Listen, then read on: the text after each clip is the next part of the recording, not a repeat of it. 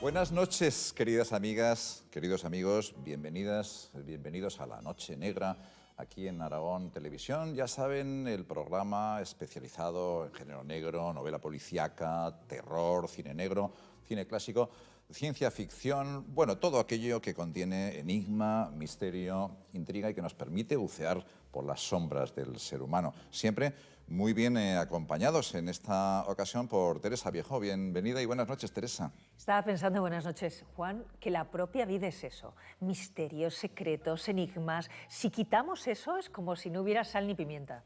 Vienes a La Noche Negra por muchas razones, pero por una que de gran La mejor es que actualidad. me encanta, eso sí. Que tu última novela, Animales Domésticos, es una novela negra. Aquí Sí, es un están thriller, todos sí. los cánones del género, ¿no? Sí. Es un thriller. En el fondo, fíjate, yo creo que siempre estoy acercándome al misterio y a lo oscuro. Me gusta mucho, pero en esta ya directamente me lancé a analizar, yo creo que uno de los grandes misterios, que es un auténtico thriller, que es la propia relación de pareja. Es decir, cuando alguien oculta algo, y cuando lo que se oculta es mucho, a partir de ahí se puede ir desvelando toda una trama, incluso detectivesca, de búsqueda, ¿no? Y eso es lo que le pasa a mis protagonistas. A la mujer, que ignora todo del marido, un día descubre que ignora todo, y al marido que lo oculta. Parece que las cosas cotidianas, cuando resulta que ocultan algo misterioso, dan mucho más terror que el propio terror. Pero nos ha pasado siempre. Si echamos vista, repasamos nuestra memoria, nos damos cuenta que lo que más miedo nos ha dado siempre eran aquellas películas donde aparecía una niño, inocencia, que se acercaba a un Frankenstein, del cual nosotros ya sabíamos que era malo, y la niña no sabía nada. Es decir, las situaciones más normales, esos secretos de la familia, el ama de llaves que oculta cosas, la habitación dentro de una vivienda que tú ya conoces, la habitación en la que no se puede entrar, el cofre guardado, el cajón que no puedes abrir, la carta que no está abierta. A mí eso me da... Teresa, vamos a dejarlo aquí, luego seguimos hablando de tu obra y de un montón de cosas, porque vamos a ver la película de esta noche, que es extraordinaria, Mulholland Falls, de Lita Mahori, 1996, Nick Nolte, Chazz Palminteri, Melanie Griffith, John Malkovich. Vamos a Los Ángeles, 1950 y tantos, la época dura, más duros todavía, los policías del sombrero, el agente Hoover va a invitarnos a bajar a los fondos más siniestros de Los Ángeles, policías corruptos, militares, sexo y un montón de problemas a resolver. Volvemos enseguida a La Noche Negra.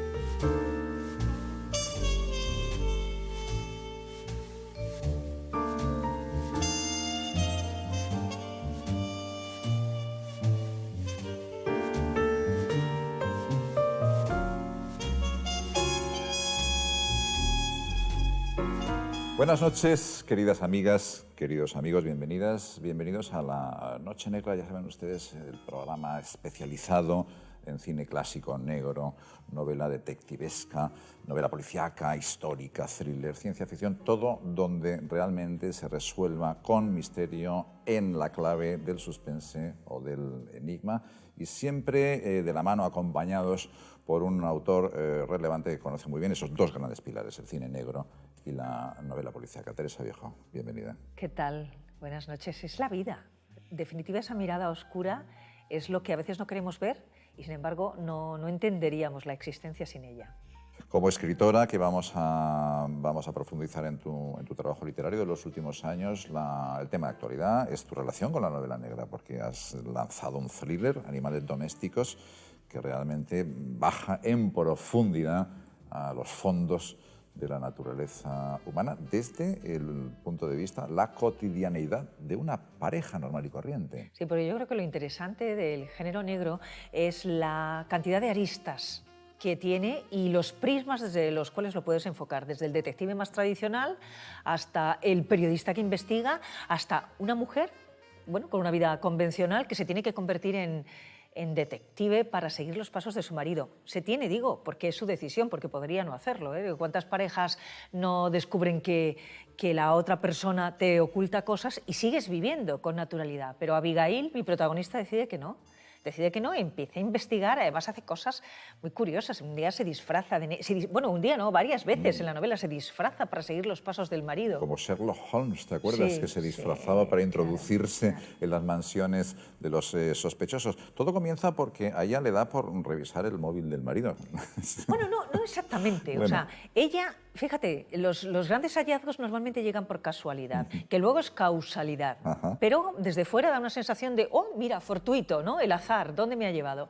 Ella tiene que imprimir una documentación en su impresora que no funciona y va al despacho de su marido, y cuando acciona la impresora, en el ordenador encuentra cosas y a partir de ahí eso es un hilo. Eso es como cuando tenemos un jersey que sale un hilo y decimos, no tires que te quedas sin jersey. Pues igual, ella tiró del hilo y abrió un cajón y en el cajón había un móvil y en el otro cajón había otros móviles y luego había libretas y luego había... Y a partir de ahí ella se pregunta muchas veces, ¿cómo paro? ¿Cómo y cuándo paro? Eso es una voz interna que me dice, ya sabes demasiado, hasta aquí, y ahora decide qué haces. O no, o sigue, y entra en juego una curiosidad puramente morbosa. En tu caso, la ficción y la realidad tienen una serie de características porque tú eres una gran periodista, has dirigido una revista de sucesos clave en el periodismo español como Interview, fuiste la primera mujer que dirigió Interview, conoces muy bien la realidad, pero la novela es ficción. ¿O las tuyas se alimentan estrictamente y tan solo de esa realidad que conoces desde el periodismo de sucesos? No, para nada. A ver, la realidad es un caladero maravilloso de historias. Al principio, cuando yo me planteé escribir con mi primera novela, tenía un hecho real poderosísimo, no del tiempo presente, no lo encontré en un periódico de la fecha, pero sí había datos en las fechas anteriores. Dije, bueno, ¿y cómo pergeño una historia de ficción? Solo con los datos de la realidad, y si me escapo un poco, ¿para qué es? Para llenar los huecos a los que no puedo acceder con la investigación desde la propia realidad. Luego ya vas entendiendo que no, que esto es un maridaje muy exquisito y que con todo el respeto, pero yo siempre tengo una línea roja, que es no pongas en boca de personajes reales ni acciones ni palabras que no hubieran suscrito ellos. O sea, no les pongas 50 amantes a un señor que solamente estuvo con su mujer en apariencia, ¿no? O no le hagas que cometa un asesinato. Pero a partir de ahí, la ficción es una puerta, más que una puerta, una compuerta que abres y ahí se cuela de todo. Y eso es, para mí, perverso. Y muy maravilloso también, ¿eh? Muy maravilloso. ¿Tú crees en esa especie de maniqueísmo, de dualismo tan clásico de la novela negra y del cine negro? El detective es bueno, el culpable es muy malo, el blanco y el negro, el bien y el mal, ¿o son todo matices? Una de las grandes aportaciones del negro en contemporáneo, en tiempo real, es el de huir del juicio. En Animales domésticos lo tenía muy claro, porque mi protagonista, siempre digo cuando alguien se acerca a la novela, mi protagonista puede ser condenada y juzgada varias veces, y él, su pareja Fernando, exactamente igual. Ahora yo creo que hay una necesidad de construcción psicológica muy profunda del ego de ficción, por lo tanto en esa construcción están las motivaciones del asesino, del malo, del perverso, del que extorsiona, del que roba. Una motivación, no digo que sea un andamiaje para justificar sus acciones negativas, no, pero hay que entender por qué alguien se comporta así y hay que comprender la sociedad de alrededor para entender por qué él se ha sentido empujado a ello. Y eso es muy interesante. No hay blanco o negro en las actuaciones humanas, todos somos ángeles o diablos. Me sorprende cuando a lo mejor un médico forense te dice todos llevamos un pequeño psicópata dentro, que no da la luz, no aflora hasta que, o no aflora nunca, o hay circunstancias en la vida de cada uno que hacen que estalle. Yo siempre recuerdo un suceso brutal de hace ya algunos años de un español que era agente de bolsa, un broker maravilloso en Londres, que en un ataque de locura cogió a su niña pequeña, se puso a darle golpes contra la pared y mató a un bebé de 2 años. Y yo dije, ¿qué? Y todo el mundo decía, pero si era un hombre maravilloso, si era el marido perfecto. Y dije, ¿qué le habría pasado a este hombre para reaccionar así? Recuerdo aquel caso y no tengo ninguna duda que tú has conocido a muchos criminales. Bueno, gente queda fatal. Bueno, has informado sobre Sí, ellos y has conocido sí. sus casos. Y la pregunta que nos hacemos los autores, Teresa, y que te la hago yo ahora, es ¿dónde está el origen del mal? Porque muchos de esos asesinos lo fueron en un momento de rapto, en un momento de desesperación, no eran criminales deliberados, no habían planificado el crimen. Eso ocurrió, sucedió para destruir sus vidas, no se pudo evitar. ¿Qué ocurre allí? ¿Es que el mal de vez en cuando gana la batalla? ¿Está siempre acechante? ¿Tenemos que tener unas defensas contra ese diablo interior que parece que quiere actuar de vez en cuando? Yo no tengo respuesta. Y eso que he trasladado esa pregunta desde a médicos, a psiquiatras, a hombres de fe, es decir, a religiosos, y todos te dicen, te interpretan eso desde su particular visión. Hay quien te dice que el mal está ahí, que el demonio está ahí, que está al lado, que lo podemos ver. Hay quien te dice que se rompe algo en el cerebro. Hay quien te cuenta que todos somos buenos, pero son las circunstancias alrededor las que nos pueden llevar a la maldad. Me cuesta creer, porque tengo así como un fondo bondadoso, muy compasivo con el ser humano, y me cuesta creer que haya alguien que desde el minuto cero es malo. Pero hace poco, hablando con una gran psicóloga española, me dijo, mira, hay niños que con 2 años se ve cómo pegan patadas a su abuela. Y cuando les regañan y la abuela se cae, se ríen. Y al año vuelven a pegar patadas a la abuela y luego, cuando van al colegio, se las pegan a sus compañeros. Quiere decir que hay un gen de la maldad. Está ahí, es la psicopatología, está ahí y da la cara. Nuestros héroes, tienes aquí algunos, yo creo que en Robert Mitchum o en Humphrey Bogart, por ejemplo, no había, digamos, un vuelo espiritual en ellos, pero tal vez en Edgar Allan Poe sí, y en otros autores también.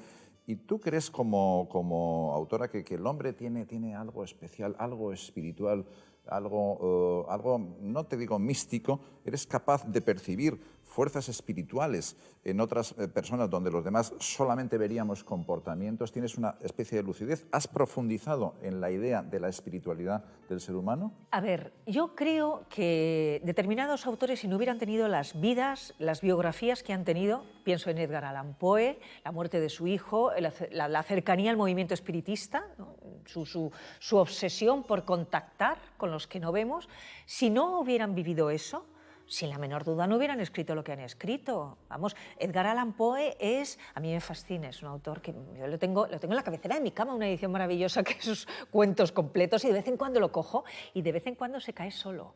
De vez en cuando me despierto a las 2 de la mañana y hace cataplum y digo, ya está, Edgar Allan Poe se ha caído.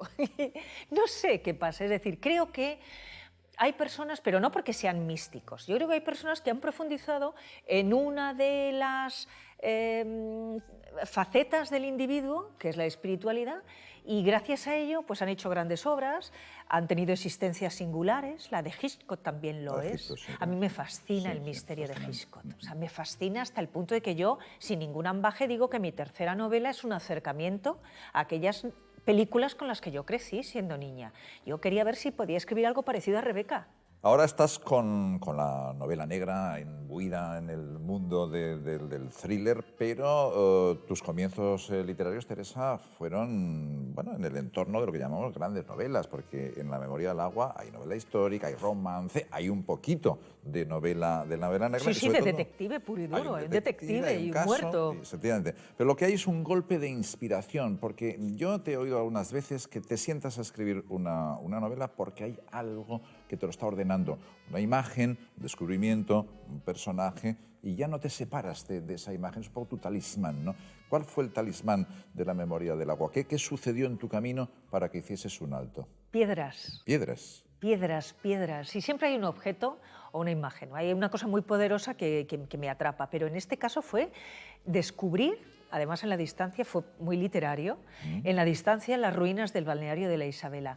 Yo creo que no voy a olvidar jamás la sensación de aquella tarde del mes de octubre, no se me olvidará jamás, cuando vi aquellas piedras magníficamente ordenadas, como en retícula, rodeadas por un un agua, llaman el mar de Castilla, ¿no? El agua azul, azul, azul del pantano de Buendía. Un balneario abandonado. Bueno, de ruinas. momento yo empecé a preguntar y la gente no sabía decirme. Es que somos muy desmemoriados. Me da una pena lo desmemoriados que somos en España.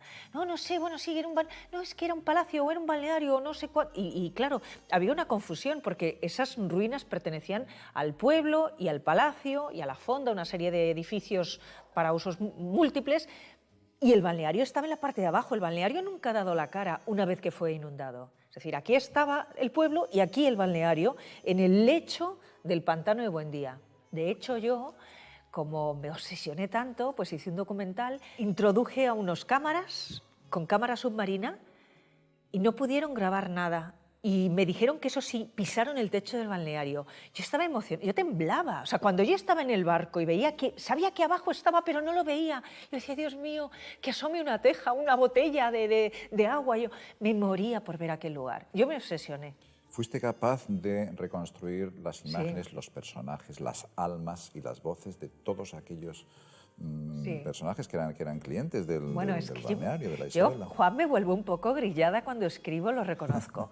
En ese caso, claro, tenía que componer todo, desde las postales que enviaban los bañistas hasta fotos de bañistas. Me puse a buscar fotos de bañistas reales que habían estado allí en los años 20, planos. ¿Qué obsesión tenía con decir que si se salía de la sala de inhalaciones y se iba a la fuente, había 13 pasos o 15, y yo tenía que saber que había 13 o 15 pasos. Y si había un escalón, tenía que saber que había un escalón. O sea, no podía mentir en eso, porque para mí el balneario era real, era un personaje más, tenía vida, alma, esas piedras. Bueno, yo me iba sola a los restos de la Isabela, cogía el coche, me iba a 100 kilómetros de Madrid, me colocaba en las piedras y lo que yo sentía ahí no lo puedo explicar.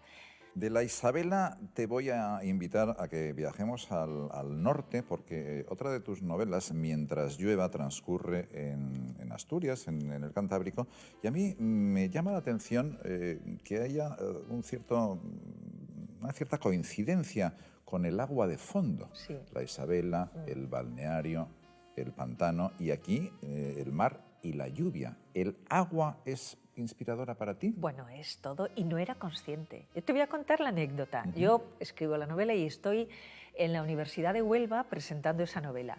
Y la vicedecana, que era la catedrática en psicología, me había presentado alguna otra novela anterior y entonces cuenta, tú eres consciente, delante de un público, tú eres consciente que tú estás continuamente hablando del agua. Y dije, qué casualidad, y me dijo, no. ¿Sabes que estás hablando de las emociones, en concreto de las mujeres y en concreto de tu madre? Y me quedé petrificada y dije, Dios mío, estoy hablando de la maternidad. Y es verdad, no era consciente. ¿Cómo nos transparentamos cuando escribimos? Están ahí todas nuestras fijaciones, nuestros nudos, los problemas sin resolver, y a través de la escritura vamos curando heridas. Soy muy consciente. Y esta para mí es mi homenaje, sí, entre comillas, porque por Dios voy a hacer un homenaje yo a Hitchcock, pero claro, está toda esa admiración. Manderley. Ay, por favor. Por favor. Rebeca, pero ¿cómo te gustaría que te definiesen como una autora que trabaja la nostalgia o no? ¿O no es el tono que te guste? Porque son novelas muy vivas, son novelas de corte muy actual, ¿no? O sea, a ver, es muy difícil y eso quizá hace que tenga que explicar más mis novelas, porque yo no hago una novela de estas que funcionan inmediatamente y ¡hala, ya está, mira, me ha vendido! Y luego desaparece. No, las mías son novelas de largo recorrido a las que voy sumando lectores, lectoras, así. Yo creo que en el fondo hago melodramas. Es lo más español que se ha inventado. Melodramas, pero sin ningún pudor. ¿Y qué es un melodrama? Un melodrama es la propia vida poniendo en un primer plano toda la carga emocional de esa vida. Es decir, el duelo, el desamor, el secreto, el abandono, el misterio. Me apasionan los secretos familiares. O sea, no hay más que... Si alguien me quiere ganar, que se siente a mi lado y me diga, bueno, te voy a contar la historia de mi abuelo que acabamos de descubrir, que tuvo un amor, y digo, ya estoy, ya me has ganado. Me apasiona eso. Y eso es un melodrama, ¿no? Pero es que en eso también hay misterio y también hay muertes. Nuestros telespectadores, que son muy buenos aficionados al cine y a la literatura, como sabes, saben sobradamente que si hay 2 o 3 géneros españoles, uno es la picaresca, seguro, sí, y otro probablemente sea el melodrama. El género negro es más británico, nosotros lo adaptamos, por supuesto, pero esencialmente el español es picaresco, melodramático, donjuanesco y quijotesco, ¿no? ¿Tú te consideras una autora española en ese sentido? Yo creo que sí. Creo que sí. De hecho, en esta novela, normalmente cuando van a traducir tu novela, pues hay lectores de otros países y dan un informe. Y entonces se habían interesado varias editoriales británicas. Y mi agente me llamó y me dijo, oye, ¿sabes que los informes son tan positivos que no la traducen porque es que es demasiado británica? Entonces me quedé y dije, ¿cómo? Dice, sí, Teresa, que has escrito una novela en la línea del misterio británico y claro, dicen, para eso ya tenemos aquí. Entonces, cuando me escapé del melodrama, pues mira, dijeron, vale, sí, no, en el fondo es melodrama. Y esa novela que tienes en la mano, que es un gran melodrama, enlaza muy bien con el espíritu también mexicano, porque nosotros enviamos allí el melodrama. Cuando empezaron a hacer aquel cine de los años 40, tan desgarrador en México, su edad de oro del cine mexicano, ellos miraban a lo que habíamos hecho los españoles, pero es que miraban a Galdós. A Galdós. Fíjense a Blasco Ibáñez. qué casualidades incluso en este mismo plató. Estábamos hablando de Asturias y ¿quiénes viajan a América tradicionalmente? Pues los asturianos. ¿Y dónde van? Pues a México. Y Teresa nos lleva, nos instala en un México apasionante, ese México que dicen, pobre México, tan lejos de Dios y tan cerca de Estados Unidos, ¿no? Sí, esa frase la menciono. Sí. Que el tiempo nos encuentre, es un novelón, a mí realmente me encantó porque además hay un montón de guiños culturales cinematográficos. Hablas de una película mítica, maldita, Carne de fieras, y la utilizas en el guión. Carne de fieras. Bueno, y sobre todo es la historia de quienes, como digo yo, quienes se fueron a hacer cine a México. Sí, sí. Tú imagínate qué forma de reinventarse cuando nos hablan de reinvención. Aquí un montón de hombres y mujeres que se dedicaban a entretener y a hacer arte en España, termina la guerra civil y se marchan a otro país a olvidar todo lo que han perdido volviendo a hacer cine allí, ¿no? O sea, me reinvento haciendo la vida pues, más feliz, más intrigante, más entretenida a otras personas. Entre ellos, Buñuel. Entre ellos, Buñuel. Buñuel llega... Buñuel no está en la película, está coetáneos de Buñuel, Luis Alcoriza, etcétera, ¿no? Porque él se marcha primero a Nueva York y llega a México ya en los años 50. Pero antes que Buñuel hay un montón de españoles que crean la Academia del Cine, que ponen en marcha los premios de la Academia, que son los premios Ariel. Por ejemplo, en la primera edición de los premios Ariel, la película más premiada es Cañas y Barro, una adaptación que hacen de la novela de Blasco Ibáñez, porque estaban fascinados por Blasco Ibáñez, sí. Con actores españoles, con...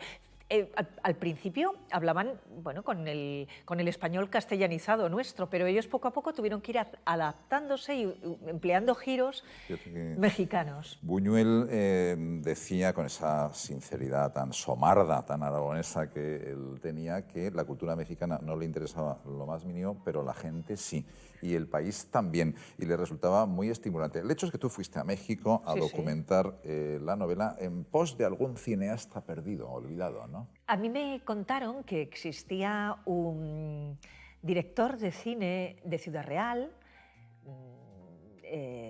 manchego, viviendo en México, que tenía ya 103 años, que había sido 103 años que había sido muy prolijo, que había sido toda una celebridad en México y que bueno, que en fin, que aquí en España no le recordábamos. Y yo dije, madre mía, o sea, que eché las cuentas y dije, este señor se marcha, efectivamente, en el año 1937, en el mismo barco en el que se marcha Alcalá Zamora, ¿no? El presidente de la República, el mismo barco en el que se exilia, con una peripecia además, es un barco que se llamaba Cuanza, ya cinematográfico. O sea, el barco tenía que ir a Argentina y termina en Veracruz. Dices, ¿y esto cómo se produce? Bueno, porque el mundo estaba en guerra, Segunda Guerra Mundial, submarinos alemanes, etcétera, etcétera. Y dices, wow, ¿y esto?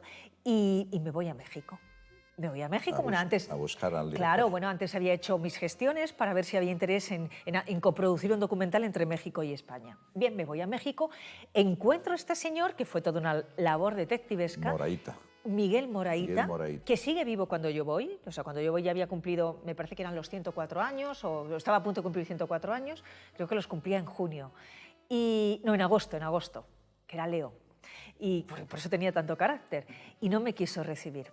A ver, vamos a ver. Tú vas a México, vas Sí, documentada en busca de la clave de una novela. Un director español No que sabía vive muy allí bien, yo no ya te quiso recibir. En ese momento no sabía qué hacer con él. Yo quería que en España se conociera a Miguel Moraíta, se conociera a quienes estuvieron en México, se conociera que esa edad de oro del cine mexicano, cuando hablamos de María Félix, bueno, pues eso lo hacen los españoles con los mexicanos.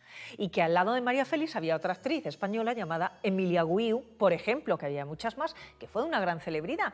Y entonces yo averiguo dónde vive, en la colonia Condesa, al lado de la colonia Roma, de Cuarón, y fui a su casa, iba un día, no me abrían, otro día llamaba por teléfono, y ya un día dije, de aquí no me muevo.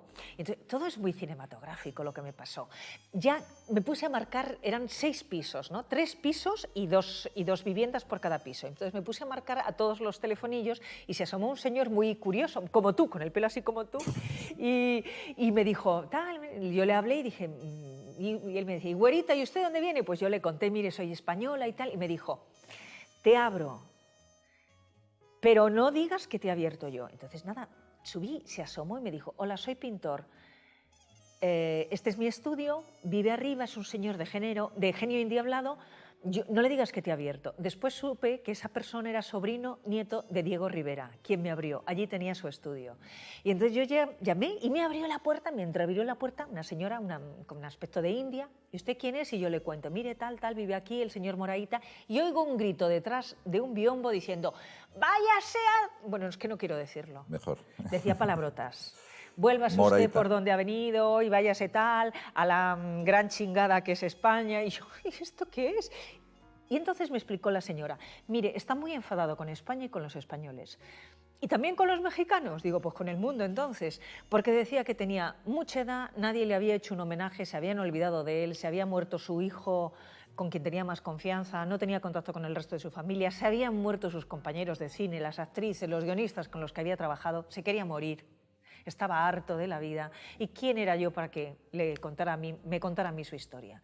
Y yo vi que además era imposible, porque daba lo mismo. Yo lloraba y le decía, don Miguel, que vengo de su tierra, que vengo desde muy lejos. Váyase usted a la mierda. Bueno, una cosa. Y me fui y dije... ¿Y te fuiste llorando? Me fui llorando. A lo mejor ahí nació la novela. Ahí nació la novela. Probablemente, porque sí. Igual te hubiera defraudado, que a veces, Sin duda. A veces ocurre. Hubiera grabado con un señor mayor una entrevista, le hubiera respetado tanto por haber conversado conmigo que yo no me hubiese atrevido a hablar de él y no hubiera escrito la novela, porque en la novela Miguel Moraíta es un personaje esencial. No es el protagonista, pero es la columna vertebral en torno a la cual van conviviendo el resto de los personajes. Y su mirada me permite contar la mirada que tuvieron los españoles en ese cine. Y luego las intrigas y todo lo demás que incorporo ahí, que hay espías, y hay asesinato, y hay un gran secreto de familia, y hay dobles identidades, hay una cosa muy cinematográfica y literaria. Entonces, bueno, recuerdo que salí Insurgentes con ese tráfico que tiene México y vengan los pi, yo decía, y todos estos pobres no saben que aquí hay una española rota porque no sabe qué hace aquí en México, y alguien me dijo, ¿y por qué no escribes la novela? En ese momento, una chica mexicana que me acompañaba porque sabía que había escrito la primera novela, y dije, creo que este es el arranque de la novela. Y Miguel Moraíta murió cuando a mí me estaban entregando las correcciones. Yo logré hablar con parte de su familia, con su nieto, me comprometí, de hecho le dedico la novela y me comprometí a que Miguel tuviera esa copia para que alguien se la leyera, y murió.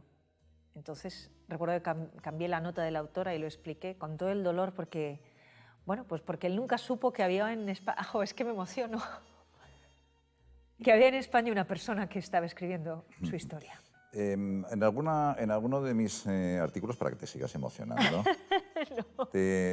yo te he llamado Mujer Luz. Creo que hay algo extraordinario dentro de ti. Yo a veces intento ver tus diablillos. Tiene que haber alguno, pero no los descubro.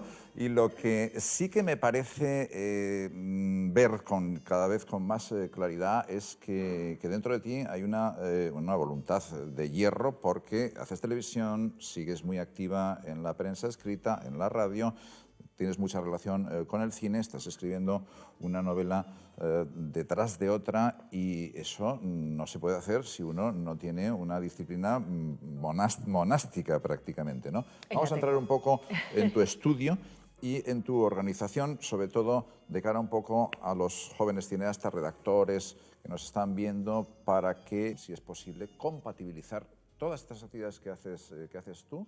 ¿Y cuál es tu secreto? Jo, es que yo creo que no hay más que amar profundamente la historia que tienes entre manos. Es decir, no... es casi técnica de mindfulness, ¿no? O sea, estar presente en eso que estás haciendo, porque eso te parece lo más bello que puedes hacer. No le añades ninguna trascendencia, es decir, no piensas, me lo van a publicar, va a funcionar, lo van a leer, me van a criticar, no me van a criticar, no, en absoluto. De hecho, yo creo que la última novela, si hubiera pensado eso, no hubiera escrito esa novela. Yo soy consciente cuando me dicen, ¡joder, qué valiente has sido escribiendo animales domésticos! Claro, soy consciente de que Abigail es un personaje en estado de rabia, o sea, es una mujer con la que a veces resulta difícil empatizar. Claro, si yo hubiera pensado, ¿qué van a decir quienes me leían y pensaban, ¡ay, qué bonito! Pues tú no piensas, simplemente es eso. Luego tienes que tener disciplina, sí, claro, como todo. Es que si quieres tener abdominales, si quieres tener una tableta aquí, pues haces abdominales, porque es que no hay más solución, ¿no? Y entonces, evidentemente, tienes que dedicarle horas a todo eso. Tienes que saber que luego cortarás mucho, etcétera, pero quiero decir que escribirás mucho, luego cortarás y luego le darás la vuelta a la historia, pero ya eso es técnica. Lo único que te impulsa en un trabajo tan esclavo, tan en carne viva, tan full time, pero de todo, de mente, de corazón, es enamorarte. Es pensar que esa es la mejor historia que podrías escribir y luego la aparcas y dices, pues no era para tanto, pero da lo mismo, pero... No obstante, con esas 4 historias, cuando yo las tengo en las manos, entiendo por qué en aquel momento pensé que era la mejor historia que podría escribir. El mejor consejo que ha podido surgir como colofón de este programa en la Noche Negra, que hoy ha sido una noche blanquísima, iluminada por la luz interior. Oye, escucha, Juan, que yo soy morbosísima, que yo veo sangre y me muero, ¿eh? Bueno. O sea, sí, a mí me encanta. O sea, Había un diablillo ahí dentro, entonces. Por supuesto. Bueno. Vamos a ver, alguien que ha leído las novelas de Agatha Christie cuando tenía 10 años no puede ser más que morbosa, sí. Pero qué gran consejo, amar la ficción, amar la historia, amar la literatura, amar el cine, lo dice alguien que tiene detrás una gran carrera literaria, una gran experiencia periodística y vital y una gran empatía con una sociedad que conoce perfectamente. También nosotros hemos aprendido a quererte esta noche un poco más, querida Teresa. Gracias. Muchas gracias por acompañarnos en la Noche Negra. Gracias. Gracias, qué placer.